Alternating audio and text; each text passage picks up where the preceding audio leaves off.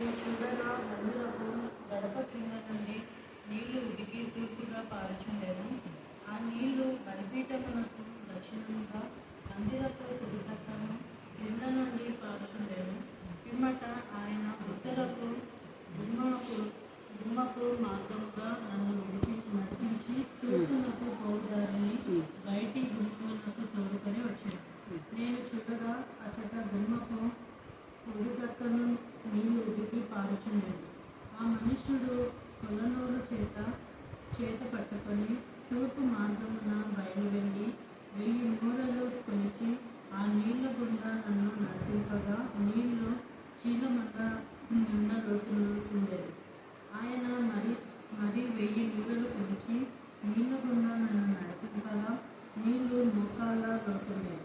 ఇంకా ఆయన 1000 మూరలు కొలిచి నీళ్ల గుండా నన్ను నడిపింపగా నీళ్లు మొల లోతుండేవి.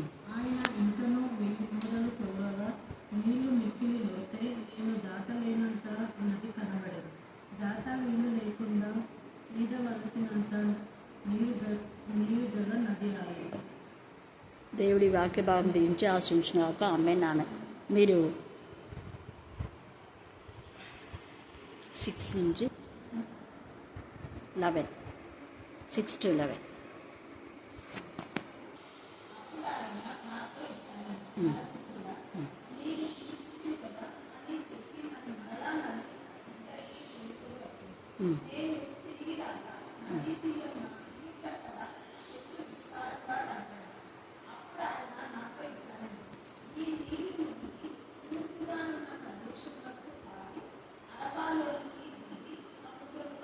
హలో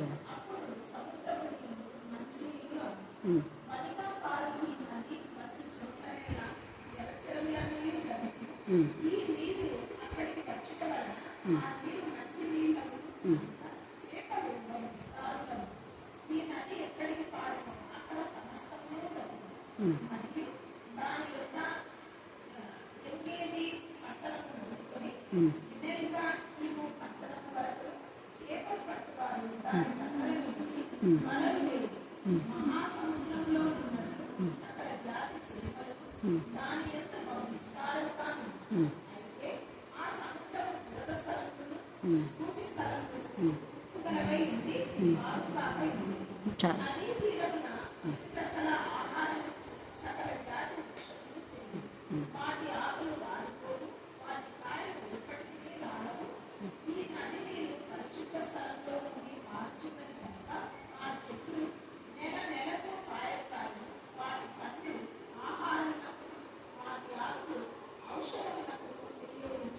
చాలు కానీ ఈదలంటే 2 బకెట్లు 10 బకెట్లు ఉన్నా కూడా పనికిరాదు. ఈదడానికి చాలా ఇబ్బందులు ఉంటాయి. ఈదడం ద్వారా ఇంకొక ఏంటంటే ఒక ప్రదేశం నుంచి ఇంకొక ప్రదేశానికి పోతారు ఇదే వాడుతుంది. ఆ ఈదడం ద్వారా అనేక ఆశీర్వాదాలు ఉంటాయి. మనం కూడా ఆధ్యాత్మిక జీవితంలో వాక్యంలో మనం ఈద కలిగినంత చదవాలి. చదవాలి. ఎప్పుడైతే ఈదగలిగినంత చదువుతామో అప్పుడు ఎన్ని బ్లెస్సింగ్స్ అనేది చెప్పలేదు. మన యొక్క లైఫ్లో ఒకవేళ అప్రెంట్ ఉన్నా అప్పుడున్న ఆర్థిక సమస్య ఉన్నా ఆరోగ్యంగా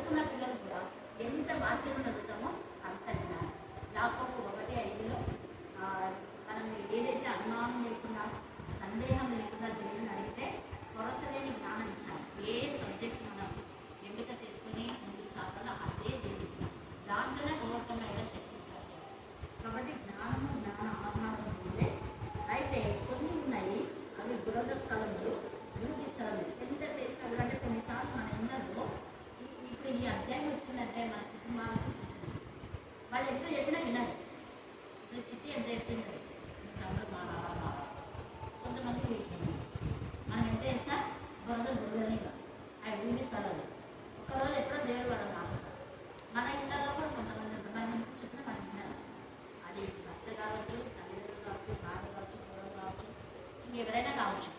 కానీ వాళ్ళ కోసం మనం ఏం చేయాలంటే ఓపికతో ప్రార్థన చేయండి. దేవుడు అలాంటి వాళ్ళు అందుకే డాక్టర్ ఉంటారు. అవి ఎంత మనం ప్రార్థన చేస్తాం, ఎంత కన్నీరు కాస్తారు, కానీ వాళ్ళలో మార్పు అనేది ఉండదు కాబట్టి మనం ఏం బాధపడదు. దేవుడే వాళ్ళను చూసుకున్నారు. అది ఈ యొక్క అర్థం. దేవుడు ఈ రేఖలు కాకుండా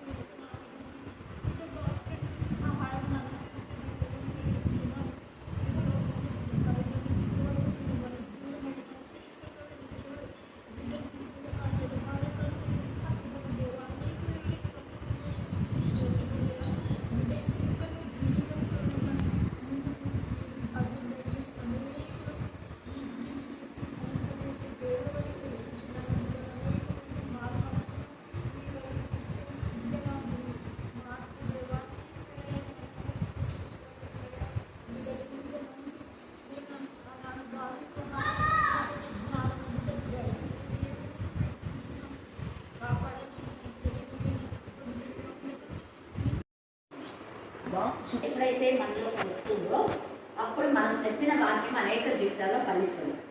ఇక్కడ ఇలాంటి కాల సమయంలో ప్రార్థన యొక్క విలువ, తర్వాత మనం ఎక్కడ జరుపుకుంచుకోవాలి అనేది ఈ యొక్క మత్తయి సువార్త 6వ అధ్యాయంలో తేజగా పరిశుద్ధాత్మ దేవుడు మనతో మాట్లాడుతున్నాడు. ఇప్పుడు చదివిన లేఖన భాగంలో 16వ వచనం చదవండి. మత్తయి సువార్త 6వ అధ్యాయం 16వ వచనం.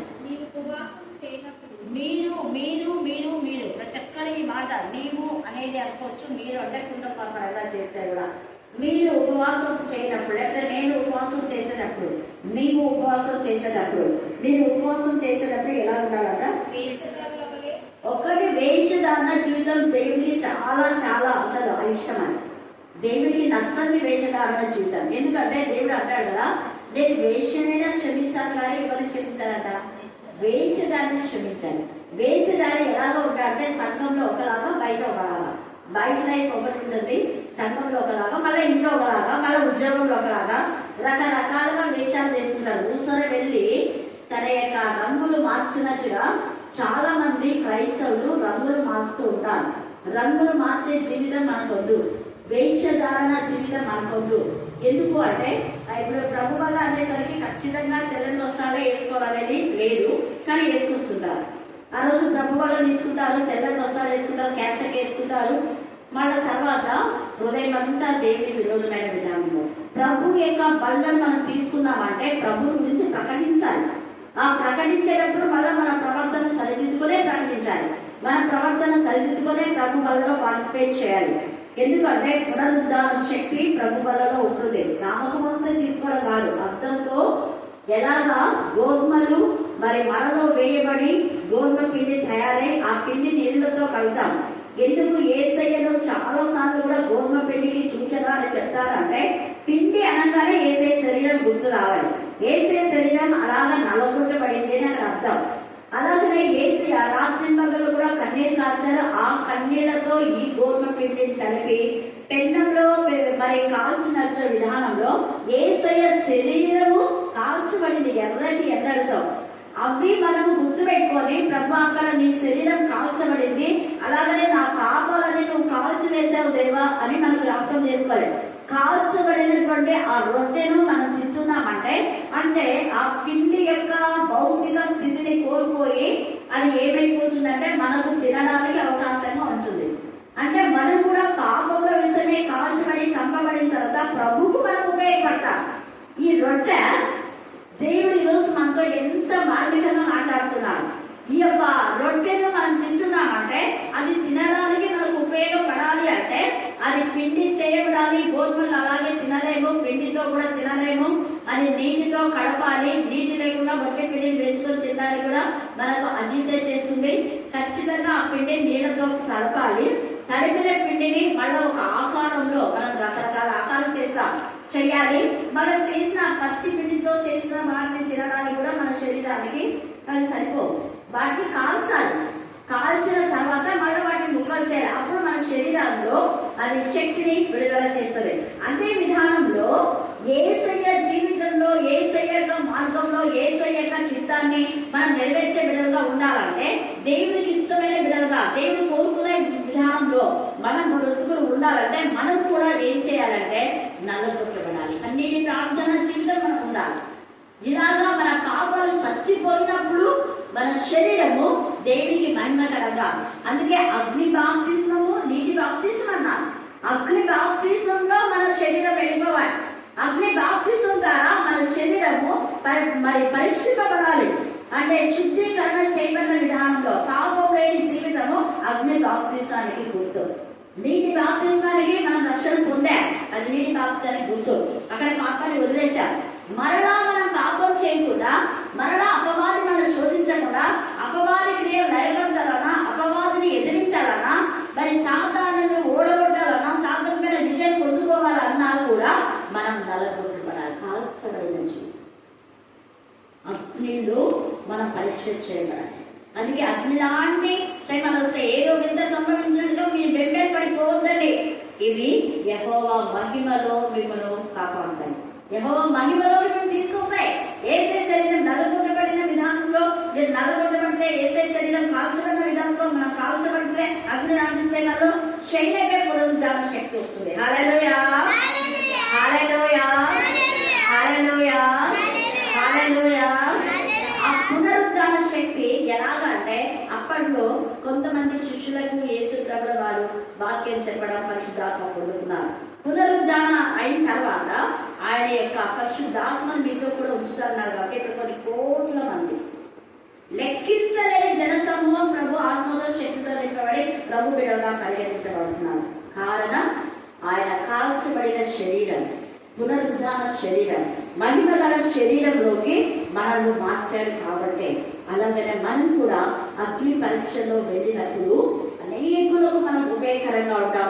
అనేక ఆత్మలను ప్రభుత్వం నడిపిస్తాం. ఏసయ్యలాగా అనేకులను ఇప్పుడు నడిపిస్తున్నాడో మరి పునరుద్ధానం కాక ముందు కంటే పునరుద్ధానుడై పరములకు కొనుగోలుబడిన తర్వాత కొన్ని కోట్ల మంది, లేకపోతే మానవ జాతిని లెక్కించలేని జన సమూహం తండ్రి కోసమే రాజ్యవాసుగా చేస్తున్నాడు. అందుకే వేషధారణగా కాకుండా మనం నిజ క్రైస్తవుగా జీవించడానికి మనం ప్రయత్నిస్తాం. అలాగే దుఃఖము కూడా ఉండకూడదు అంటున్నాడు. ఊరికే నామకాస్తే మనం ఏడ్చి ప్రార్థన చేయడం కాదు. నిజమైన అంత రంగంలో నుంచి ఆత్మల భారం కలిగి మనం దుఃఖం సలపాలి. అంతేగాని ముఖం వేలాడుకుని ఏదో నేను ఉపవాసం ఉన్నాను అన్నట్టుగా కాదు. తర్వాత మనుషులకు కనబడవద్దని వారు తమ ముఖములను వికారం చేసుకుందురు, వారు తమ ఫలం పొంది ఉన్నారని నిశ్చయంగా మీతో చెప్తున్నాను. అదే వేషధారంటే కనబడాలని ఏది చేయకూడదు. మనం ఇతరులు చూస్తున్నారని చేతులెత్తి ప్రాణం చేయడం, ఇతరులు చూస్తున్నారని మోకాల నుంచి ప్రాణం చేయడం. మనం ఎవరు చూసినా చూడకపోయినా ఇంట్లో మోకాలు చేతులెత్తి సాగిలపడి మనం కూర్చొని ఎలాగా నువ్వు ప్రార్థన చేయగలుగుతావో నిలబడి చేయాలి, చేతులెత్తి చేయాలి, మోకాలు చేయాలి, సాగిలపడి చేయాలి, కన్నీటి ప్రార్థన చేయాలి, ఉపవాస ప్రార్థన చేయాలి. తర్వాత విడికి నలిగిన హృదయంగా ప్రార్థన చేయాలి. అనేక ఆత్మల బాధ కలిగి మన కోసం కంటే ఇతరుల కోసం మనం ప్రార్థన చేయాలి. అలా ఇతరుల కోసం ప్రార్థన చేసినప్పుడు సంపూర్ణ భక్తియు మాన్యత కలిగి సుఖంగాను నెమ్మదిగాను బ్రతకాలి. అంటే మనుషులందరి కోసం ప్రార్థన చేస్తే మనకు సుఖం ఉంటుంది, మాన్యత ఉంటుంది, నెమ్మది. ఎంత సిద్ధించున్నది. అందుకే యేసయ్య మనం సుఖంగా జీవించాలి, నెమ్మదిగా జీవించాలి, మాన్యత కలిగి బిడ్డలుగా ఉండాలని ఈ లేఖన భాగాన్ని మనతో మాట్లాడుతున్నాం. ఇది యేసయ్య ఉపదేశం, డైరెక్ట్ ఉపదేశం. శిష్యుల ఉపదేశాలన్నీ ఉన్నాయి అపోస్తల కార్యం నుంచి, కానీ యేసయ్య స్వయాన ఈ మాట మాట్లాడుతున్నాడు. తర్వాత ఏమంటున్నాడు చూడండి, 17వ వచనం, ఉపవాసం చేయించున్నట్లు మనుషులకు కనపడవలని కాక ఇలా చేయొద్దండి. అయితే ఇలా చేయండి, రహస్యమందున్న నీ తండ్రికే. రహస్యమున్న పరలోక ప్రార్థన నేను అందుకే ముందు చెప్పాను. పరలోకమందున మా తండ్రి నీ నాము పరిశుద్ధమైన హృదయం, పరిశుద్ధమైన పేదలు, పరిశుద్ధమైన కన్నులు, పరిశుద్ధమైన చేతులైతే మనం ప్రార్థన చేయాలి. పరిశుద్ధమైన నడక, అది ముందు పరిశుద్ధమైన తలంపు. తర్వాత అక్కడ నీవు రహస్యమందు చూచున్న నీ తండ్రికి ప్రార్థన చేసినప్పుడు గదిలోనికి వెళ్ళి ఏం చేయమన్నాడు? గట్టిగా చెప్తాను. గదిలోకి వెళ్ళి ఇంకొక చెప్పాడు, తలుపులు వేసి. అది ఆ రోజు నేను తర్వాత పెద్ద మెసేజ్ అని చెప్పలేదు. తలుపులు వేయడం అంటే మన కళ్ళు మూసుకోవాలి, కళ్ళు తెరుచుకుంటారు కొంతమంది, కానీ ఆత్మ నేత్రలతో ఉండి కూడా తెరుచుకున్నా ఏమి పర్వాలేదు. బట్ మన చెవులు, ఈ లోక సంబంధమైన చెవులు మూసుకొని ఆత్మ సంబంధమైన చెవులు తెరవాలి. ఈ లోక సంబంధమైన కన్నులు మూసుకొని ఆత్మ నేత్రం తెరవబడాలి. ఈ లోకంలో ఉన్నటువంటి ఆలోచనలన్నీ మూసేసేయాలి. అది అక్కడ దేవునికి విరోధమైన వాటి నుంచి మూసేసేయాలి. తలుపులు వేసి అనే మాట మన శరీరానికి ఉన్న తలుపులను మనం వేసేసాలి. ఆ ముఖ్యమైన తలుపులు కన్నులే. హృదయంలో దేవుని విరోధమైన తలుపులు అనే తలుపులు. వేరే విధంగా మనం ప్రార్థిస్తుంటే బయట ఏం జరుగుతున్నా కూడా వాటి గురించి పట్టించుకోకూడదు. ప్రార్థన చేస్తున్నాం, బయట అని పరిగెత్తుకుంటాం, చేయకుండా బైబిల్ చదువుతుందా ఎవరైనా వస్తున్నాం. వాక్యం పైన కాన్సన్ట్రేషన్ అయి ఉండాలి. దేవుని సన్నిధిలో ఉన్నాం, దేవుడితో మాట్లాడుతున్నాం. దేవుడు మనం చూస్తున్నాడు, మనం దేవుడు చూస్తున్నాం. దేవుడు మన మాట వింటున్నాడు, మనం దేవుడి మాట వింటున్నాం. దేవుడి మాట వినేటప్పుడు వేరే వాళ్ళ మాట రక్షించాలి. దేవుడితో మాట్లాడుతుంటే దేవుడి మాట వినకుండా బయట వాళ్ళ మాట విన్నావు అంటే నువ్వు చేసే ప్రార్థన వేషధారణ, నిజమైన ప్రార్థన కాదు. నీ కుడిపక్క 10,000 మంది కూడిన ఎడపక్క నీ యొక్క ఎడపైపు 1000 మంది అయినా కుడిపక్క 10,000 మంది కూడిన అబ్బాయిని ఎదురు రాదు అన్నాడు. కాబట్టి మనం ఎవ్వరు ఏం జరుగుతున్నా కూడా మన దేవుడి పైన మాత్రమే దృష్టి ఉంచాలి. అందుకే రూతు 3లో కూడా వాళ్ళ అత్తమ్మ చెప్తారు చూడండి. రూతు 3వ వచ్చే 3వ వచ్చి చదవండి. అక్కడ బోయజ్ దగ్గరికి ఎలా, బోయజ్ అంటే దేవుడు గుర్తు. బోయజ్ దగ్గరికి వెళ్ళడం అంటే దేవుని సన్నిధి. ఆమె అత్తయ్య నయోమి నా కుమారి. చూడండి, అత్త కోడలు కుమారి అంటుంది. ఇలాంటి కాల సమయంలో అత్త బ్లెస్సెడ్ అయ్యింది అంటే కోడలు బట్టి, కోడలు బ్లెస్సెడ్ అయ్యింది అంటే అత్తమ్మని బట్టి. అత్తమ్మ దేవుని గురించి వివరించింది కాబట్టి ఆమె భౌతికమైన నేత్రలు మూయబడినాయి, భౌతికమైన చెవులు మూయబడినాయి, భౌతికమైన పనులన్నీ కూడా ఆమె మూసేసింది. మోయాబు జీవితాన్ని మూసేసింది, ఇశ్రాయేలు జీవితాన్ని ఆమె ఓపెన్ చేసింది. సజీవులకు దేవుని సన్నిధికి వెళ్ళాలని ఆమె నేత్రం తెరవన్నాయి. ఇశ్రాయేలు దేవుని వైపు ఆమె చూస్తూ ఉంది. అయ్యో ఇస్రాయల్ దేశంలో ఇంత సముద్రం ఉంటే ఏం చేద్దామా, నువ్వు ఇక్కడికి వచ్చేసా, నువ్వు చేసింది మంచిదా కదా, ఇప్పటికైనా వెళ్దాం. అందుకనే నా కుమారి అంటుంది, ప్రతి అత్త తన కూడలు కూతురులాగా చూసుకోవాలి. అలాగే నా కుమారి అంటే ఈమె తల్లిలాగా అర్థవాడైతుంది. నువ్వేంది అని చెప్పేది అనకూడదు అని చెప్పేవంటే నువ్వు ఆమె తల్లిలాగా చూడలేదంటే. అత్తమ్మ చెప్పినట్టు వింటుంది ఇక్కడ. నా కుమారి నీకు మేలు కలుగునట్లు నీకు మేలు కలుగునట్లు నేను నీ కొరకు విశ్రాంతిని విచారింపవలసిదానను కదా. ఎవరి పనికొద్దల యొద్ద నీవు ఉంటివో ఆ బోయజు మనకు బంధువుడు. ఇదిగో ఈ రాత్రి అతడు కళ్ళంన ఎవరు తూర్పారబడ్డ కళ్ళము తూర్పారబడ్డ, అది మందిరానికి గుర్తు. మందిరంలో చెత్త చెదారమంతా కూడా తూర్పారబట్టుతాడు దైవజనుడు. తూర్పారబట్టేది దైవజనుడు. దైవజనుడు తూర్పారబట్టి చెత్తను ఎగరబట్టాలి. కానీ దైవజనుడు చెత్తను ఎగరబడ్డాడు, చెత్తనే చెత్తలో వేస్తారు. గింజలు బయటకు పోవడానికి రివర్స్ గేర్లో ఉంటారు కొంతమంది, అందరు కాదు కొంతమంది. ఇక్కడ ఎవరు తూర్పారబట్టబోతున్నాడు, ఆ యొక్క చెత్తనంతా తీసేస్తున్నాడు, మంచి యొక్క ధాన్యంలో తయారు చేయబోతున్నాడు. అక్కడికి నువ్వు వెళ్ళాలంటే ఏమంటుంది అక్కడ చెప్పండి, స్నానం చేసి శుద్ధి చేయాలి. తర్వాత ఏం చెప్తుంది, తైలం రాసుకొని నీ బట్టలు అంటే ఆత్మ సంబంధమైన వస్త్రాలు, లక్షల వస్త్రాలు, శుద్ధి వస్త్రాలు, మహిళ వస్త్రాలు, దగల వస్త్రాలు, ఆనంద వస్త్రాలు, దేవుడు ఏవి మనకి ఇచ్చినాడు బట్టలు నీ వస్త్రంలో. వేరే వాళ్ళ వస్త్రాలు కట్టుకొని సోపులు చేయడం. చాలా మంది వేరే వాళ్ళ వస్త్రాలు కట్టుకొని ముసుకున్నారు, వేరే వాళ్ళ ఆర్నమెంట్స్ పెట్టుకొని ముసుకున్నారు. నీవు పెట్టుకో ముసు, ఏం పర్లేదు. వేరే వాళ్ళు కూడా తీసుకోకూడదు, కానీ ఇచ్చినప్పుడు తీసుకో. వేరే వాళ్ళు కొంతమంది మా చెల్లి బాగుండాలి, మా అక్క బాగుండాలి, దండలు ఇచ్చి వేసుకోమా అంటారు. మంచిగా వేసుకోవచ్చు, పర్లేదు. అందుకనే ఈ యొక్క సమయం అంటూ మనం ఎలా ఉండాలో చెప్తా ఉంది వాళ్ళ అత్తమ్మ.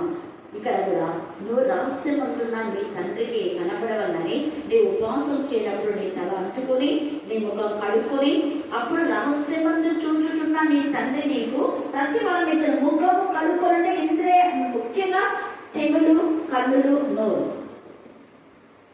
వీటిని మనం శుద్ధి చేసుకోవాలి. ముఖంలో ముఖ్యంగా ఉన్నాయి ఇవే కదా. ఇంకొకటి ముక్కు కూడా దీనిలో జ్ఞానం అంటే మనం ప్రార్థన చేసుకుంటా ఎక్కడన్నా మంచి స్మెల్ సార్ ఇప్పుడు మంచి తీసుకుంటున్నారు అని అనుకోవడం కూడా కష్టం. బట్ అన్నిటి ఉన్నప్పుడు ప్రార్థన చేస్తారు, ప్రార్థన మాత్రమే ఉండాలి. తర్వాత చూడండి, భూమి మీద మీ కొరకు ధనం కూర్చుకోవద్దు. ఇక్కడ చిన్నదయ్యం తుప్పును తినివేది, జొంగలు కన్నం వేసి జొంగిలేదు. కూర్చుకోవద్దు అంటున్నాడు. మన దగ్గర ఏదైనా ఉంటే ఇతరులకు హెల్ప్ అయితే ఇవ్వాలి. చాలా మంది ఇవ్వకపోతారు కాబట్టి వాళ్ళు ఎదుగుదల ఉండదు. ఇచ్చే వాళ్ళు ఖచ్చితంగా ఎదుగుదల ఉండాలి. కానీ కొంతమంది ఇస్తారనుకోండి ప్రేమతో, వాళ్ళు ఇవ్వరు. అలా ఏ కొన్ని కూడా ఉన్నారు. అందుకనే మనం చూసే వాళ్ళు రోజు మనం చాలా ఎక్కువ ఎందుకంటే నమ్మకమైన వాళ్ళకి యొక్క ఎందుకంటే ముందున్నారు నాకు ఎవరు ఉన్నారు ఈ కాంతరావు చూసేదమ్మా కొంచెం ఇచ్చి ముఖ్యంగా వీళ్ళిద్దరంటే వేసి చూడండి నిజమే. ఎందుకంటే ఇక్కడ ఉండే మేలు పొంది ఎవరో అన్యం చేసినారంటే అన్యం ఎవరు కూడా ఇవ్వకపోతారు. నిజమే, అన్యులకు ఇచ్చింది ఇచ్చినట్టుగా ఇచ్చారు, ఇంకా ముందే ఇచ్చినాను, నేను అడగకముందే ఇచ్చినాను. అసలు మా స్కూల్లో పనిచేసే వంట అయినప్పుడే ఇష్టమా వాళ్ళ పాప పెళ్ళికి వేసుకున్నది ఒక నచ్చేసి అది అంటే అదే ఇండిపెండెంట్ రోజు వేసుకున్నాం. ఆ రోజు నుంచి అడిగినాం అమ్మ పాప పెళ్ళికి డబ్బులు కావాలి మేడం అంటే వెంటనే గుందులో ఉన్నదే ఫంక్షన్ అయిపోయింది, అడిగింది. ఇది కుళ్ళు పెట్టుకొని మళ్ళీ నాకు తెచ్చిందా ఒక 2-3 నెలలైనా పర్వాలేదన్నా. నేను 2-3 నెలలు అన్నా, ఆ పాప 2 నెలలకే తెచ్చిచ్చింది. హల్లెలూయా హల్లెలూయా హల్లెలూయా. అలాగా రోజు మనం కూడా అనుకున్న దానికంటే ముందే తెచ్చింది. నేను ఎందుకు ఈ మాట చెప్తున్నా అంటే ధనము కూర్చుకోవద్దు అన్నది మంచిదే, ఇవ్వాలి. కానీ ఎవరికి ఇవ్వాలో తెలుసుకొని ఇవ్వండి. నిజంగా నేను అనుభవించాను కాబట్టి నిజంగా చూడండి ధనము. కానీ మనలో చాలా మంది ఏం చేస్తారు, ఉన్నా కూడా లేదు లేదంటున్నారు కాబట్టి లేకపోతే గుర్తుపెట్టాలి.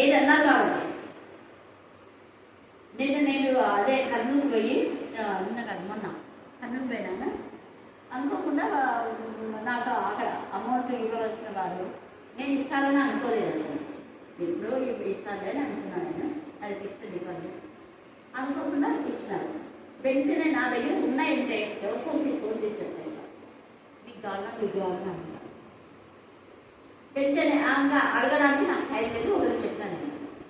తర్వాత మళ్ళీ ఒక గంట తర్వాత నాకు కాల్ చేసి ఆల్రెడీ వాళ్ళకి ఇచ్చిన కొంత అమౌంట్ కాల్ చేసి అక్క ఇంకా కావాలక్క అని అన్నారు. అయ్యో అవునా అని చెప్పేసి నేను చెప్పిన వాళ్ళు ఏం రెస్పాన్స్ చెప్పారు. వెంటనే సరే అని వాళ్ళకి ఇచ్చేసిన. వాళ్ళకి ఇచ్చేసిన తర్వాత మళ్ళీ వాళ్ళు కావాలి అన్నారు. అబ్బాయి ఎందుకంటే నాకు అనిపించింది ఏం చేయాలంట, వాళ్ళకి ముందే ఇచ్చాను అనుకో ఆల్రెడీ, కానీ వీళ్ళ దగ్గర నుంచి రెస్పాన్స్ రాదు. నాది ఎట్లా అంటే ఉంచుకోవడానికి నాకు ఇస్తాను. అప్పుడు ఆ ఒక పాప నా విని అన్నింది కదా, ఇంత తొందరగా మీరు ఇచ్చేస్తున్నారు మేడం అని. నా దగ్గర ఉంచుకుంటుందని కూడా తెలుసు. ముందంటే రాత్రి వరకు ఉంచుకుంటాం. రాత్రిలో ఉంది కూడా. ఎవరైనా అడిగితే మనం ఒక రోజు లోపలే వాళ్ళకి అది ఇచ్చేస్తాయి. అలా ఉంది. ఏదైనా కూలి కూడా ఉంది కదా వాటిల్లో. కూలి ఎవరికైనా నువ్వు అంటే పని చేయించుకొని ఆ రోజు కూడా ఆ రోజే ఇవ్వాలన్నా. ఆ రోజు తీసి పెట్టుకొని నేను 3 రోజులు ఇస్తాను 4 రోజులు ఇస్తాను అనకూడదు. చూడండి, అందుకే ధనము కూర్చుకొని వద్దన్నాడు. ఇక్కడ చిన్నదేమి చుట్టూ తిరిగాయి, దొంగలు కన్నం వేసి దొంగిలేదు. పరలోకం ముందున మీ కొరకు ధనమును ఏం చేయాలగా కూర్చుకోండి. అంటే ఇప్పుడు అర్థం ఏంటి, ఇక్కడ ఎవరెవరికైతే మనం ఇస్తామో అది పరలోకం మనకు కూర్చోవాలి. వాడు ఇవ్వలేదనుకో మనది మనకు అక్కడ ఉంటుంది. నేనేమని ఇస్తాను, దైవం ఇది నువ్వు ఇచ్చింది నీ నామం పేరునే అవసరమైన వాళ్ళకి ఇస్తున్నా. నువ్వు ఎవరికి ఇవ్వమన్నావు, తల్లిదండ్రులు లేని వాళ్ళకు, విధవరాలకు, పేదవాళ్ళకు, తర్వాత దైవజనులకు ఆత్మీయంగా. నా ఉద్దేశంలో ఇక్కడ పెద్ద దైవజనులు కొంతమంది సరిగి ఉన్నారు, కొంతమంది సరిగి లేదు. నా ఉద్దేశంలో మీరే నాకు దేవుని చేయవాలి అనుకుంటాను నేను. అందుకే ప్రాంతం రెగ్యులర్గా వచ్చే వాళ్ళకు మిగతా వాళ్ళు అడిగినా కూడా లేదంట, ఓపెన్ లేదు. నేను మీకు ఇవ్వను, ఎందుకంటే వాక్యం ఏముందో అదే చేస్తాను నేను అని చెప్తాను. ఉన్నా కూడా ఇవ్వననే బ్లడ్ చేపిస్తాను. హల్లెలూయా, హల్లెలూయా, హల్లెలూయా. అప్పుడు అచ్చల చిమ్మెలైనను తుప్పైనను దాన్ని తిరిగేది, దొంగలు కన్నం వేసి దొంగిలేదు. ఇక్కడ వాడు మనం తీసుకొని దొంగతనం చేసిన దేవుడు మనకు మళ్ళిస్తాడు. హల్లెలూయా, హల్లెలూయా, హల్లెలూయా. అందుకే అంటున్నాడు, దాన్ని తినివేయదు, దొంగలు కన్నం వేసి దొంగిలారు. కాబట్టి నీ ధనం ఎక్కడ ఉంటున్నో అక్కడనే నీ హృదయం ఉండను. అదే అక్కడ ధనం ఎక్కడ ఉంటున్నా అంటే ఒకవేళ డబ్బు ఎక్కువ పెట్టుకున్నాం అనుకో, అవి గాలి పెట్టుకున్నా ఏమో మర్చిపోయినా ఏదైనా తీసుకొచ్చి ఇవన్నీ వస్తాయి.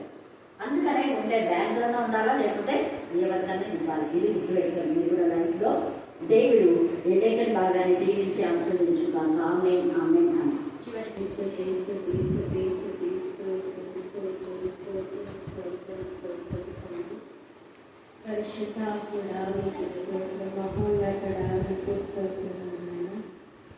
సర్వలోకపు తండ్రి మీకు స్తోత్రం, సర్వ సృష్టికర్తైన దేవా మీకు స్తుతి స్తోత్రం. ఏ రీతిగా నాయన మమ్మల్ని అందరూ దీవించి కాపాడు నాయన. ఈ దినము నాయన మన అక్కగారు మేమందరం కూడుకున్నాయన నేను కనపరిచి స్థితించి మీకు అమూల్యమైన మాటలు మేము వినినాయన. మరి మా హృదయంలోకి నాయన తృప్తిపరిచిన తండ్రి మీకు స్థితిస్తూ ఉంటున్నాయన. ఆత్మీయ ఆహారం మాకు తిన్న తండ్రి మీకు స్థితిస్తూ ఈ క్షణం వరకు కాపాడడానికి మీకు స్థితిస్తూ ఉంటున్నాను. ఇది ఘనత మాకు ఇచ్చినందుకే మీకు స్థితిస్తూ ఉంటున్నాను. అవును తండ్రి, ఎక్కడ నా వల్ల స్మరించి ఇద్దరు ముగ్గురు ఆరాధిస్తే అప్పుడు సెలవిచ్చిన గొప్ప దేవుడు తండ్రి. నువ్వు మా మధ్యలో ఉండి మాతో మాట్లాడిన తండ్రి నీకు స్థుతిస్తూ ఉంటున్నాను. జీవం కలిగిన దేవా, జీవాధిపతి అయిన తండ్రి, నేను సత్యం నేనే, మార్గం నేనే, జీవమే నేనే, పునరుత్థానం నేనే అన్నావు తండ్రి. నిజం తండ్రి, నిజమైన దేవుడు తండ్రి, సర్వశక్తి మంత్రులో తండ్రి, సర్వలోక రక్షకుడు తండ్రి. మా కొరకే నన్ను నీ ప్రియ కుమారుని భూమికి నన్ను చేసి మరి నాయన మా కొరకే మా పాపం నిమిత్తం, మా దోషం అతిథిలో నిమిత్తమైన శిలువలో బలియాగమైపోయిన నాయన. అవును తండ్రి, ఆయన చేసినది ఏది నేరం లేదు నాయన. నేను చేసిన నేరం నాయన, నేను చేసిన తలపు చెడ్డతలం ఆలోచనలు మా చూపు మా క్రియలన్నిటిలో ఆయనకు నాయన మరణ శిక్ష నాయన తండ్రి ఇక నేనే తెలుసుకొని నాయన సత్యం తెలుసుకొని నీతి తెలుసుకొని మార్గం తెలుసుకొని ఆయన నీ యొక్క వాక్యం నచ్చుకునే జ్ఞానం బుద్ధి మాకు నేర్పుతున్నాయన అవుతాయి జ్ఞానం కదువ ఉంటే నాయన జ్ఞానం అంటే నీకు ఇచ్చేతనైనా లేదా జ్ఞానం చేత ఉందనైనా అది చేయాలైనా నీ యొక్క నాయన వాక్యమైన జ్ఞానంతో నింపునైనా వాక్యమైన బలంతో నింపు వాక్యమైన నీతితో మనం నింపునైనా సర్వలోక రక్షకుడా మీకు స్తుతి తండ్రి మీకు స్తుతి స్తోత్రం హల్లెలూయా హల్లెలూయా హల్లెలూయా హల్లెలూయా హల్లెలూయా స్తోత్రం తండ్రి పరలోకపు తండ్రి మీకు స్తోత్రం నీతి ఆరాధనలు ఎక్కడెక్కడ చెందుతున్నావు అక్కడ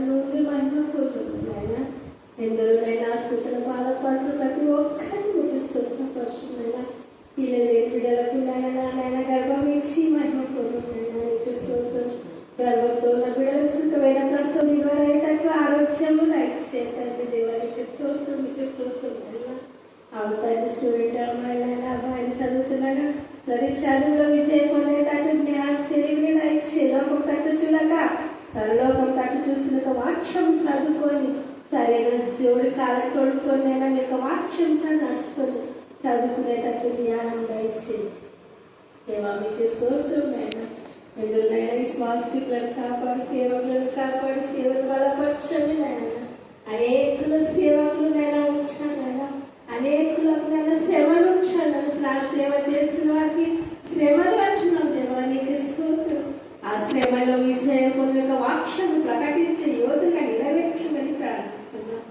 నన్ను అక్కడికి ఇంకా బలపరచదు నాయన మా నాయన మా లైన్లో ఉన్నట్టే మా ధన్యత నాయన నీకు స్తోత్రం నాయన నీ యొక్క గ్రామంలో ఉన్నానంటే నీకు నాయన ఎంతో ధన్యత నాయన నీకు స్తోత్రం నాయన అవును తండ్రి దేవా నీకు స్తోత్రం అక్కడిక బలపరచ పవను రక్తపరిచకడ కూర్చోబెట్టి మేడాలు సారులు అన్నం తినికే పోయిన శుక్రవారం పోయితే అక్కడ పెద్ద పొట్టెళ్ళి సాకు మీద కొమ్ములు తిరిగినది వచ్చి అద్దం ఉంటే ఇంకా అద్దంలో చూసుకొని అట్లే ఇంకా పోటు పెట్టినాక పొడుచుకుందంట కూర్చుంటే ఇంకా పవన్ అట్లే మీద కూర్చున్నాడంట ఒక మేడం ఉందంట ఉంటే ఇంకా పోటేలే అనుకొని అద్దంలా కనిపించకపోతే పొడుస్తుందంట అద్దము పలిగిపోయే వరకు అట్టే పొడుస్తుంటే ఇంకా సారులు బయట నుండి అబ్బో పిల్లోడు అసలు చూపియనికి కూడా బతిలేడేమో అని ఇంకా వచ్చినారంట వాళ్ళ సారులు అక్కడ రక్తపరిచ అక్కడ ఉన్నవాళ్ళు కూర్చుంటే అసలు పవన్కి ఏమైలేదంట వాక్యం చదువుకుంటా కూర్చున్నాడంట అదే పవన్ని వాక్యమే బతికించింది నా తండ్రి కాపరి నా చిన్న సాక్ష్యం జీవించుగాక ఆమేన్ ఆమేన్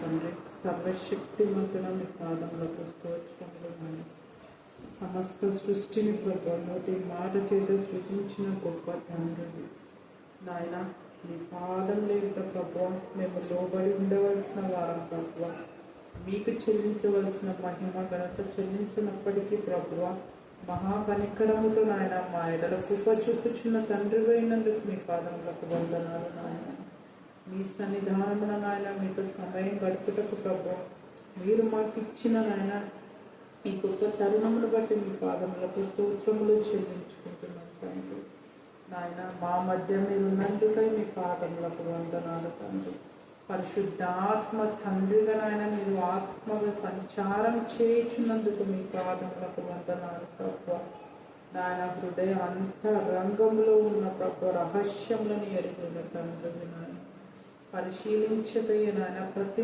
నరుని హృదయమును ఎరుగున్న తండ్రి నాయన నాయన మమ్మల్ని అందరినీ ప్రభు మీ ఆత్మ స్వాధీనంలోకి తీసుకోమని ప్రార్థిస్తున్నాం ఇక్కడ చేరిన ప్రతి బిడ్డని నాయన మీ ఆత్మ స్వాధీనంలోకి తీసుకొని నాయన ప్రతి బిడ్డని ప్రభు మీ చేతులకు చెప్పుకుంటున్నాను మీ గాయపడిన హస్తము చేత తాకమని ప్రార్థిస్తుంది అయ్యా మీరు పొందిన గాయముల చేత దెబ్బల చేత మేము స్వస్థతను పొంది ఉన్నాం ప్రభు. మా కొరకే నాయన మీరు కల్వరిలో నాయన రక్తంలో చిందించి నాయన ప్రాణం పెట్టునంతగా మమ్మల్ని ప్రేమించి ఉన్నారు ప్రభు. మీ స్వరూపంలో మమ్మల్ని సృజించుకున్నందుక మీ పాదములకు స్తోత్రములు తండ్రి. నాయన మేము ఎట్టి పాత్రగా ఉన్నాము ప్రభు. మమ్మల్ని మేము పరిశీలించుకోవడానికి సహాయం చేయండి. పొంగి పొరలు పాత్రగా ఉండడానికి నాయన మమ్మల్ని మీ ఆత్మచేత నింపమని ప్రార్థిస్తున్నాం ప్రభు. నాయన మీర గదిలో నాయన 120 మంది మీద నాయన పరిశుద్ధాత్మ రాలినట్టుగా ప్రభువ ఇక్కడ చేరిన ప్రతి బిడ్డ మీద నాయన మీ ఆత్మ నుంచి మనం ప్రార్థిస్తున్నాం. అయా మీరు చేయ కార్యములు నాయన మా కంటికి కనబడవు నాయన, చెవికి వినబడవు తండ్రి, హృదయమునకు గోచరము కాని నాయన కార్యములెన్నో మా కొరకు దాచిన తండ్రి అయినందుకు మీ పాదములకు వందనాలు తండ్రి. నాయన ఎంతమంది అనారోగ్య పరిస్థితిలో ఉన్నారు ప్రభు, ప్రతి బిడ్డను జ్ఞాపకం చేసుకోమని ప్రార్థిస్తున్నాం తండ్రి. ఎంతమంది గర్భిణీ స్త్రీలు ఉన్నారు, బాలింతలు ఉన్నారు ప్రభు, నాయన వృద్ధాప్యంలో ఉన్న వాళ్ళు ఉన్నారు, జ్ఞాపకం చేసుకోమని ప్రార్థిస్తున్నాం తండ్రి. నాయన మరి తల్లి నాయన ఒకరిని ఆదరించినట్లుగా మీరు ఆదరించి తండ్రి నాయన. నాయన లోకరీతిగా ఏ మనుష్యుడు పట్టించుకోకున్నప్పటికీ ప్రభువ మీరు చూస్తున్న తండ్రివి నాయన, మీరు సహాయం చేయమని ప్రార్థిస్తున్నాం తండ్రి. అన్య జనాంగమును ప్రభువ మీరు ఏర్పరచుకొని నాయన మీ సన్నిధానంలో చేర్చుకున్నందుకు మీ పాదములకు వందనాలు ప్రభువ. మీలో నాయన ఎదగడానికి ఫలించడానికి ప్రభువ మీరే సహాయం చేయమని ప్రార్థిస్తున్నాం తండ్రి. త్రిల్లిపోకుండానట్లుగా ప్రభు మా చేయి పట్టుకొని నడిపించమని ప్రార్థిస్తున్నాం నాయన. నాయన అక్కడ ఆశీర్వదించండి ప్రభు.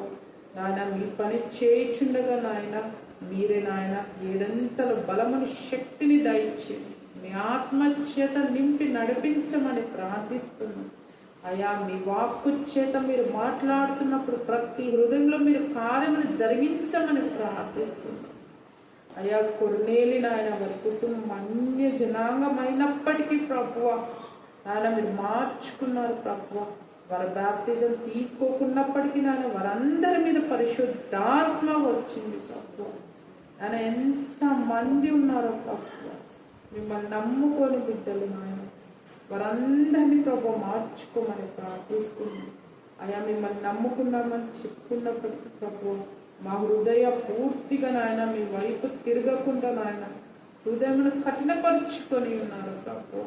అట్టి రాతి హృదయమును తీసివేయండి నాయన, మాంసపు హృదయమును దయచేయండి.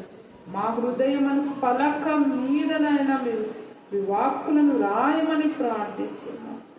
అయ్యా మునుపటి కంటే అధికమైన మేలులను ప్రతి బిడ్డ జీవితంలో కలగజేయమని ప్రార్థిస్తున్నాం నాయన. మీ సన్నిధానంలో నాయన మీ సాక్షులుగా నిలవబెట్టమని ప్రార్థిస్తున్నాం. మీ సేవ చేయడానికి ప్రభు అనేకుల్ని లేవనెత్తుకోమని ప్రార్థిస్తున్నాం. ప్రతి యవ్వన బిడ్డని నాయన మీ ఆత్మ